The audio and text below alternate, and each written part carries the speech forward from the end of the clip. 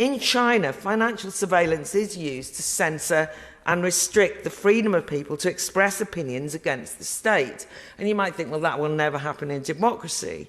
The move towards everything being cashless and this cashless society and everything being digitized can and has meant that, for example, PayPal did, in fact, close down accounts on the basis of politics. And so I don't think I'm just being paranoid.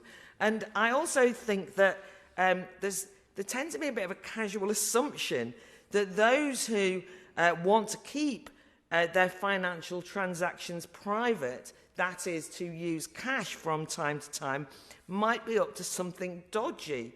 As though the only reason why you might want to be free to choose to use cash is either you're kind of involved in embezzlement or tax fraud, or today, actually, it's been much more friendly than that. They just assume that you're technically incompetent and old-fashioned and can't keep up. I was interested recently in the fact that HSBC, which is my bank, kind of were involved in a report that basically condemned people's decisions about how much they spent on gambling and were backing affordability checks. Now, I know that there will be people in this room, I can already see some of them, who I disagree with on gambling. I think it's a legal leisure activity. You should be able to do what you want.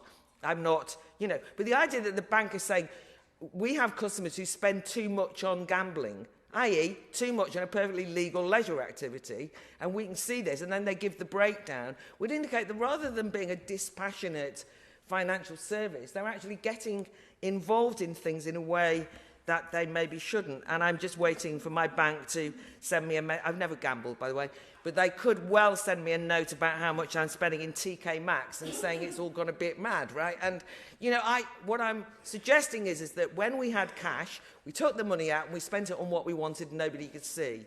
A cashless society creates a slightly different point. So I think that Amendment 186 on accessibility, 184 on levels of cash acceptance, the whole issues around digital exclusion and financial inclusion are very important, but I don't think they quite capture some of the broader political trends associated with this issue.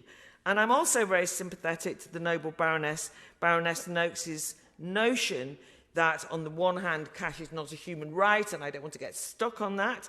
I also am never keen on regulations lasting forever, and I think a sunset clause and time limited is a good idea.